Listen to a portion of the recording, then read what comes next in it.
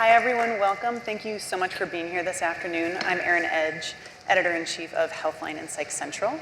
And you all just heard from some really interesting thought leaders in food and nutrition talking about their definition of healthy eating. And I am so excited to introduce our panel here today to continue that conversation. Today we're chatting with Maya Feller, who's a dietitian, author, and educator, also part of Healthline's medical network. Thanks for having me. Yes. Amy Gomez, who's the SVP of Diversity Strategy at Click Health. And Chef J.J. Johnson, who is a James Beard Award winner, entrepreneur, and cookbook writer. So thank you all for being here. Thank you. Thanks for having us. Pleasure. So to kick things off today, we're talking about this, expanding this idea of what healthy eating means and what it looks like. And cultural competency is just such a crucial part of that conversation. And so to start our conversation today, I'd love to hear from each of you what ideas, what themes are really pertinent in your work right now. So Maya, I'll start with you. Absolutely. So whenever we're talking about cultural competency, I like to clarify the following, right? Competency assumes that you have finished something and you have an answer. I say that we are not culturally competent, rather we have to work from a lens of cultural humility, meaning that we allow the groups that we're naming and talking to actually be the experts in their lived experience. We say that in nutrition, right? So part of that is actually a back and forth listening as opposed to this top down.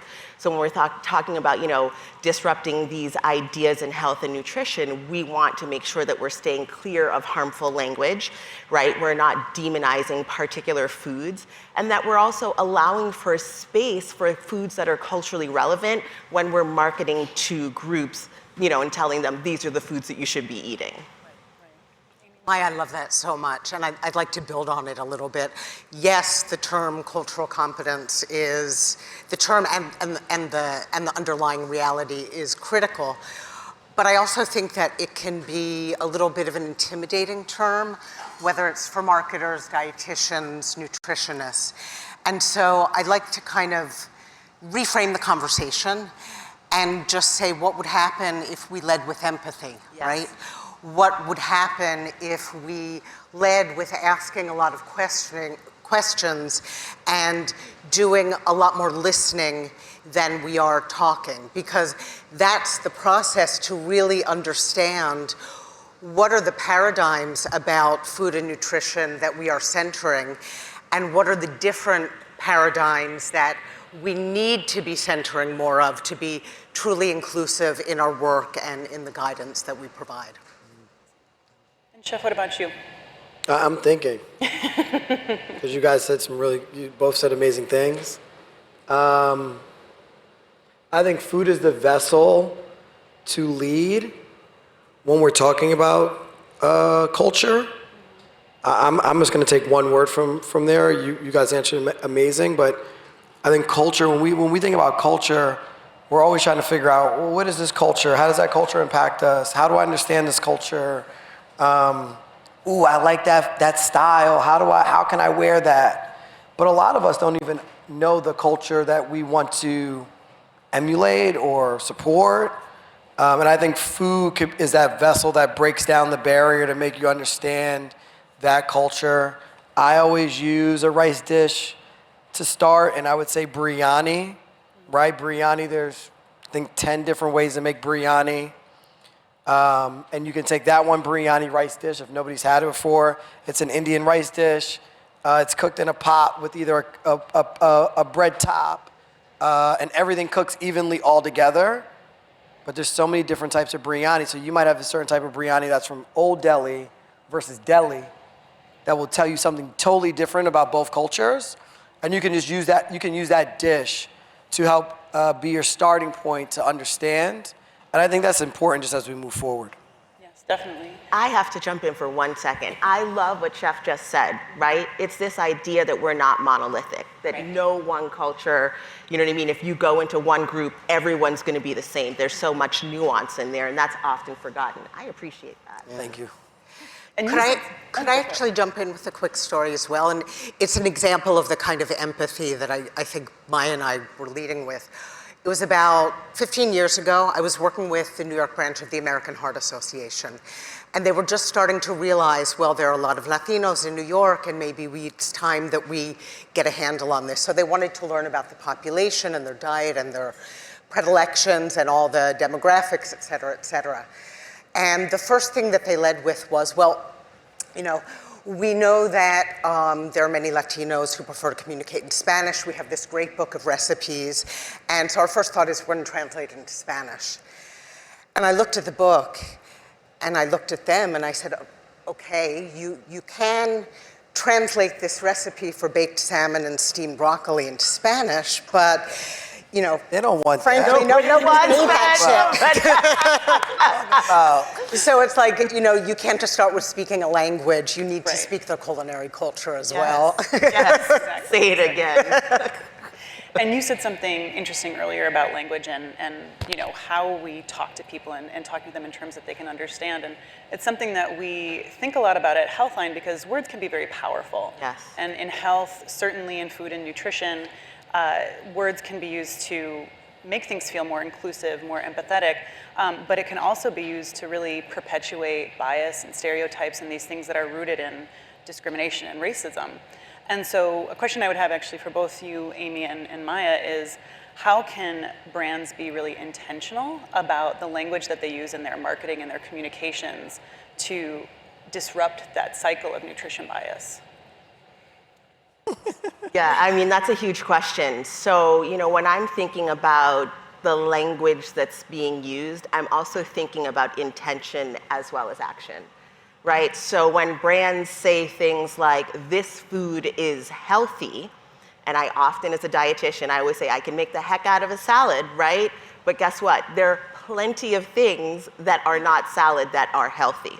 So if we stop categorizing or we decide that we want to move away from putting things into these health halo buckets, we're actually moving toward diversifying, expanding how we allow people to, A, vision what they eat, feel about what shows up on their plate, because there's so much guilt in food, right? Like, nutrition should not be served with a side of guilt. Right. We want people to actually enjoy the foods that they're eating. And so some of that language that we use just has to be reframed to be more inclusive, and especially the groups that we're talking to, especially if it's marginalized groups, we want them to be the people that are telling us the language and then replicating that in an honorable way without trying to change it. Like I always say, remember when nobody knew about quinoa and now it shows up everywhere? I mean, right? So it's like we want folks to be able to see their cultural foods, things that are culturally relevant for them, without the health halo attached. I'm sorry, I know this question is not for me. But why are marginalized groups always the unhealthy? Thank you. You know, like, I mean, African Americans, Black Americans' diet, the stomach has always been a plant-based diet, but the media tells us that we eat soul food. Right. Then people believe that it's a soul food diet. Then we're looked down upon. I'm getting upset. Then we're looked down upon. Or like quinoa, like this is an ingredient that's a superfood that a culture has been eating their whole life. And when it first came into the market, people were like, no, you shouldn't eat it. Oh, do you know when they pick the quinoa, these are people that shouldn't be growing the quinoa and pushing it out there using their hands. There's always something negative towards, you know, the POC, people of color. But most of our diets are a very healthy diet, are very good for us. And is most of the time, it's just based on what's surrounding us. Yes. And the people that write in media don't know anything about us. So they're telling us that we shouldn't eat these things, or this is who we are, or perceive this is where they perceive this is who we are. And then we come to this box of this is the African American. They eat fried chicken, macaroni and cheese, and potato salads every day.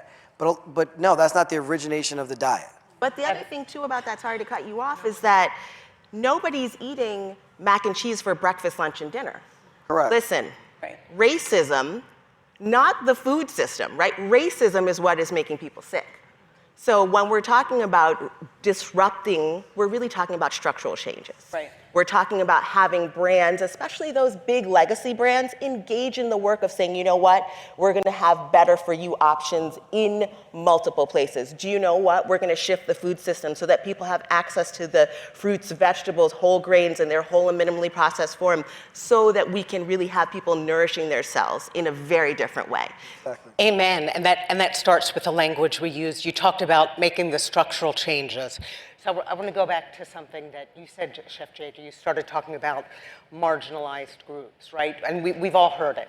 Marginalized, the vulnerable, disadvantaged. And I would say let's back up a step and think about the ways that we use language and how we can use it differently to underscore that this marginalization is based on choices made by individuals.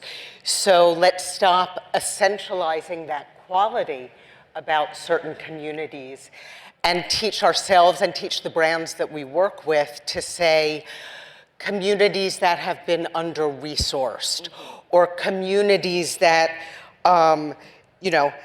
communities that are disadvantaged because of lack of access to the healthcare system, lack of access to healthy food, really underscoring what are the structures that need changes. And so, to your question of how do you help brands get better, it's exactly that. I mean, my cross-cultural team at Click has developed an equitable language guide, and we use it to teach clients, we use it to teach our internal teams, and it's based on simple principles like that.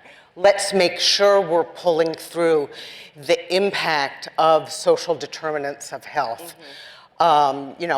Like lived environment. Do you have a safe space where you can exercise? Right. Do you have access to markets that, as we were talking about before this started, where you can get healthy options, et cetera, and where we don't essentialize qualities about people. So, not talking about the obese, but people, like people first, people who have excess weight, et cetera, et cetera. Leading with empathy. Yeah, I mean, to that point on education, not to cut you off, Chef, but something, these messages are things that are ingrained in people at a very, very young age. Ideas of what is healthy, what is not, what is good, what is bad.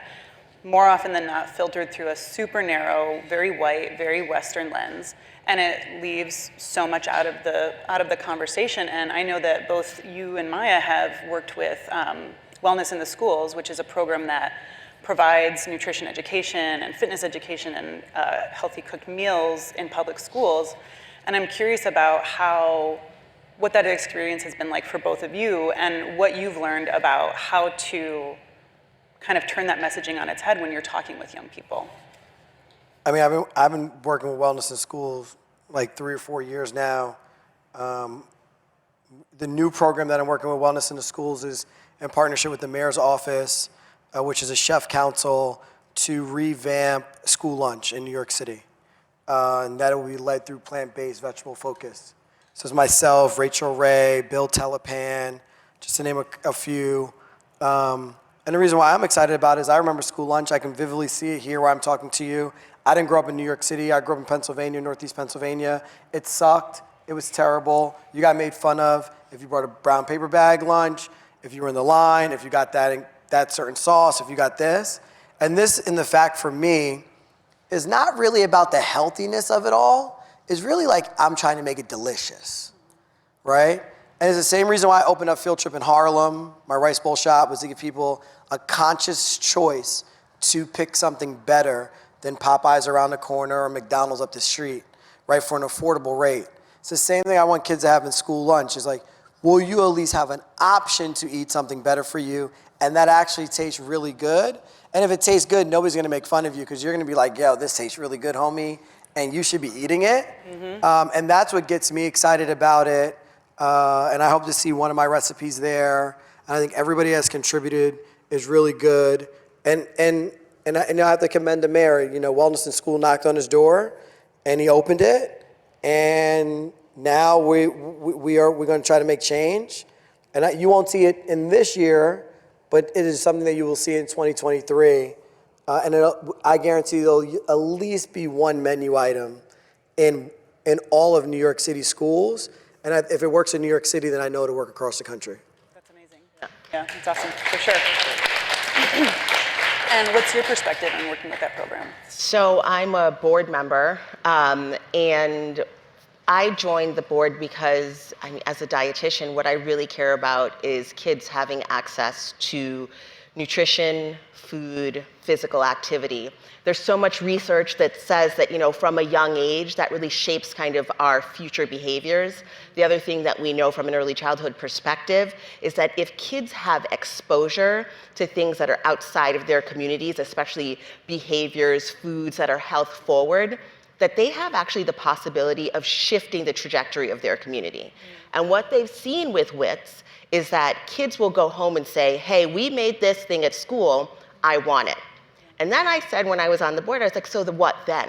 And then WITS said, well, we need funding so that we can bring that food to those families so that they can replicate what we're doing in the school. So yes, it's wellness in the schools, but what they're really trying to do is change the food that is accessible to Black, Brown, Latinx, and Indigenous kids, especially kids who are at Title I schools, right? Some of these kids are living below federal poverty guidelines. We're talking about $24,000 a year for a family of 4. How do you eat on that? Hold on, let me. In my restaurant, Field Trip is literally in a corridor with the second highest unemployment rate in New York City, where the household income is $22,000, and those folks choose, yes, maybe once a week, to eat in Field Trip Yes. with their children. Yes.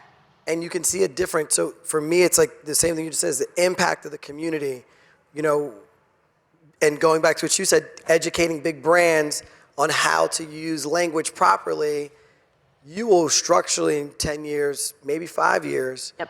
see blocks by blocks change. Right. And you bring up a good point, because education obviously is table stakes, but it can only go so far. There has to be this question about accessibility, like how can people actually get access to You don't those see foods? Sweet Green opening up in the hood, Right. Seriously. right? Or true. You don't see it, Yeah. right? So, but these big brands, they actually use a certain type of marketing to let B2B, right, know that there's no money here. They don't want to eat that. So as they're marketing to one side of the pot, they're also out marketing to the other side of the pot, and they're making tons, millions and millions of dollars on rural America and inner city America, right? And everybody's been brainwashed. Well, I'm gonna come in and take percentage of that sector away from them. And that's the other thing too, right? When we talk about food apartheid, that's exactly what Chef is saying, right? So there are companies that have decided that these neighborhoods are not valuable. If we want to shift the narrative, what we're talking about is reinvesting in these communities, because people do want access to these foods. Just like Chef said, we need choices. And when people have choices, then they actually have agency to make that choice, right? If we tell them what they want, that's us telling them what they want. We have to allow for choices to be had. Right, and we're thinking about cost as well. When we surveyed our audience, people cited cost as the #1 barrier to feeling like they could eat more healthy. And we see that right now too with inflation. People are feeling it in lots of ways, but certainly when they are in the grocery store checkout.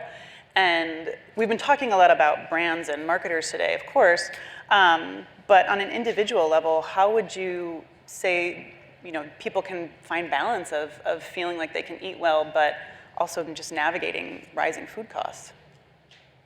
So from a nutrition perspective, I actually say get to know the entire grocery store, right? I mean, there are many ways that foods can come into the home. There's farmers markets, there's CSAs and farmers market that take SNAP and EBT. You can use farmers market bucks. But if you're shopping in a traditional grocery store, get to know the entire grocery store. Become an informed consumer, right? Read those nutrition facts labels. There are plenty of things in the center of the grocery store that are single ingredient items. Frozen broccoli, for example, it's absolutely fine in your freezer. Picked at the peak of the season, just as nutritious. Guess what? Doesn't go bad. But I mean, you have to learn how to cook it, because working with frozen fruit, and let me tell you, it's hard. But get to know the center of that grocery store so that you can make choices that you feel good about. The other thing that I have to say is good enough, right? I often tell my patients this. The idea is, what are you eating over time as opposed to that standalone experience? So your pattern of eating, your health is really determined based on longevity as opposed to like one thing that you put into your mouth. Right, exactly. And then Amy. I was going to say that I thought Amy was going to jump in there. But I was going to say that I believe that it's media that tells us that healthy things are expensive. That's just real. And it's all about what what you consider health. What is healthy? Are you gonna go buy organic chicken? I'm not telling you to buy Tyson now, right? But if you pay attention, Purdue has done a really good job, and this is a big brand that was giving out really not good chicken. They did a really good job. They bought a small farm called Nyman Ranch, or invested in a small farm called Nyman Ranch, which was pork farmers. They taught them how to harvest or grow chickens the right way through vegetarian feed. And you saw them pumping these commercials out into the world. I don't know if anybody's ever saw it. If you go on the shelf right now and look at Purdue chicken, it literally says no antibiotics, no vegetarian feed. That is real, right? I know they're a big conglomerate, and in the beginning I didn't believe it, but that shows you that somebody wants to make change, and it's for an affordable price. So you can still get something on the shelf, so maybe it's not, and I say you should pay attention to chicken, because chicken is one of those items that can really kill you, or you can screw you up by what they pump into the chickens.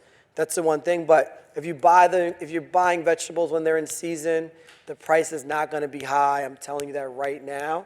Just don't buy corn right now. If you buy corn, it's gonna be expensive. Just, if you buy Swiss chard, collard greens, you buy beets, True. you buy butternut squash. True, $1.69 a bunch. Right, you're not gonna spend a lot of money, and it's healthy, depending on how you cook it, and it's affordable, and you can maneuver, and you can still go out to eat. And you actually said something earlier, which is a great segue into my question for AB, which is about the media messaging. And so what's your kind of tip for marketers thinking about this conversation that we've had so far of how do we create more inclusive strategies that really center culture in a way that feels authentic? And how do we lead with creating more equity? Marketers are very aware that they are now marketing within a transformed demographic and social landscape. It's been coming for a while, and it was not a secret. I've heard a lot of people say, and you've probably heard it too, that the events of 2020 ripped the bandage off people's eyes. I don't know if I agree with that. There's a lot of us who have been doing the work for a while, but I do think that the change was, it is no longer acceptable to look the other way and ignore it. But to your question of how do you create change, I think the real answer is a little at a time and then all at once.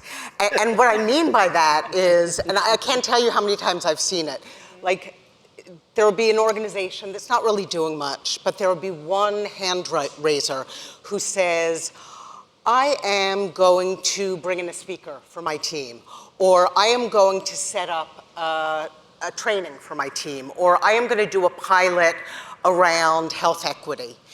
And that one hand raiser creates momentum. And then there's 5 hand raisers and 10 hand raisers. And before you know it, that company becomes a leader in the space. And I think that's what it's about. I think brands and individuals don't necessarily always get the credit for being as hungry to learn and change as I found they actually are. And when you give them the learning and offer them the opportunity to develop their understanding and to do better, they will usually do it. No, I have to agree with you. I mean, I'm a partner with a big brand right now, and their investment in the Black community, $500 million investing in the Black community, and that's why I partnered with them. And when you talk about verbiage, they wanted to use a verbiage in a campaign I was doing called, we're allowing Black, not allowing, that's how I took it. We gave a seat at the table for Black restaurant owners. And I was like, you can't say that, right? Because what happens is that means you remove the seat from somebody else. Right. Why don't we expand the table? Mm-hmm. Right?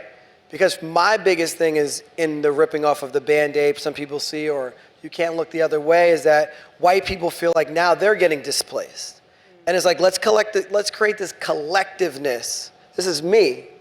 This collectiveness of, yes, you know that Black people, Latino people, women haven't been at the table. We'll expand the table, but white men, you're gonna now integrate. You're now gonna talk to us all. You're now gonna have to figure it out. And if you feel uncomfortable, then you can leave and give your seat up at the table. So that, language is very key to me.